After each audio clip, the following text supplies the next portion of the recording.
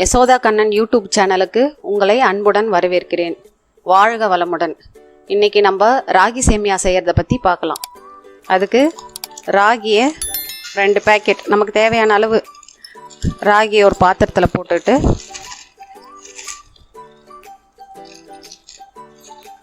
தண்ணி ஒரு பாத்திரத்தில் தண்ணி எடுத்துட்டு தேவையான அளவு சால்ட் போட்டு அந்த தண்ணியும் சால்ட்டும் மிக்ஸ் பண்ணிவிட்டு கொஞ்சமாக அப்படியே கொஞ்சம் கொஞ்சமாக தெளிச்சுக்கணும். தெளிச்சுட்டு நல்லா பிசைஞ்சு வச்சுக்கணும். தேவையான அளவுக்கு ரொம்பவும் தண்ணி விட்டுறக்கூடாது.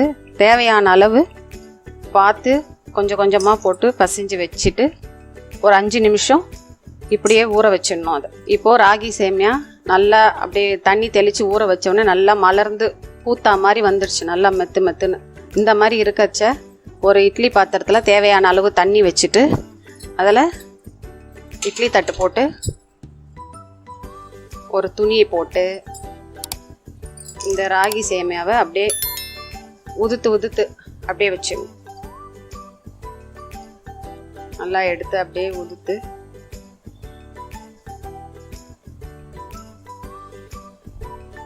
இந்த மாதிரி அப்படியே உதுத்து வச்சுங்க.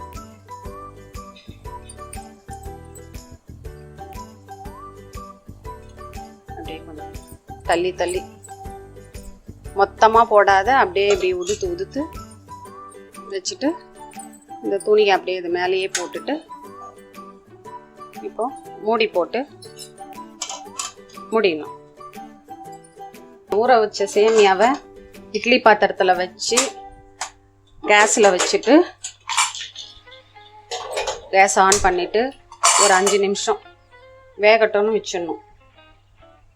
ஒரு 5 நிமிஷம் மீடியம் ஃப்ளேமில் வச்சா போதும். ஒரு 5 மினிட்ஸ். அதுக்கப்புறம் தேங்காய் கொஞ்சம் தேவையான அளவு எடுத்துன்னு 3 ஏலக்காய் அதில் போட்டுக்கலாம். போட்டுட்டு இது மிக்சியில் அரைச்சி எடுத்துகிட்டு வந்துடணும். இப்போ இட்லி பாத்திரத்தை திறந்து பார்க்கலாம். இப்போ இப்படி தொட்டு பார்த்தோம்னா கையில் ஒட்டாமல் இருக்கணும். இப்போ நல்லா வெந்துருச்சு. இப்போ என்ன பண்ணணும், இதை எடுத்து அப்படியே பாத்திரத்தில் மாற்றிக்கலாம்.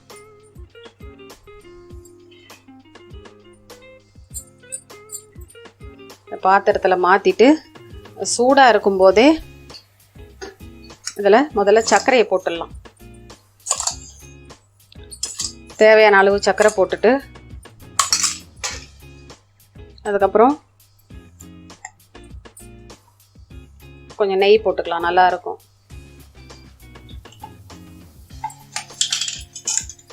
அதுக்கப்புறம் மிக்சியில் அடித்து வச்ச தேங்காயை போட்டுட்டு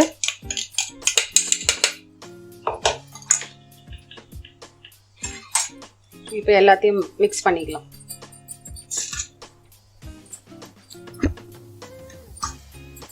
இப்போ எல்லாத்தையும் நல்லா ஒன்றா கலந்து விட்டுக்கலாம். சூடாக இருக்கும் பொழுது நல்லா ஈவனாக மொத்தமாக சேர்த்து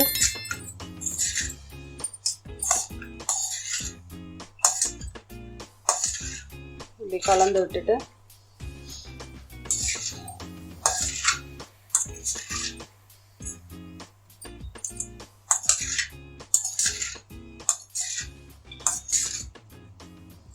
நல்லா சமமாக கலந்து விட்டுட்டு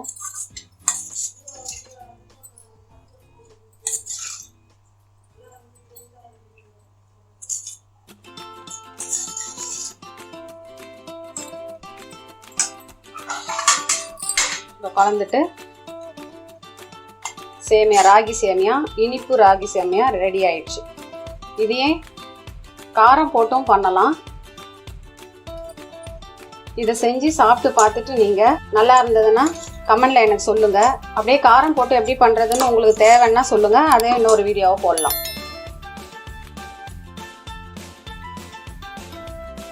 நன்றி, வணக்கம்.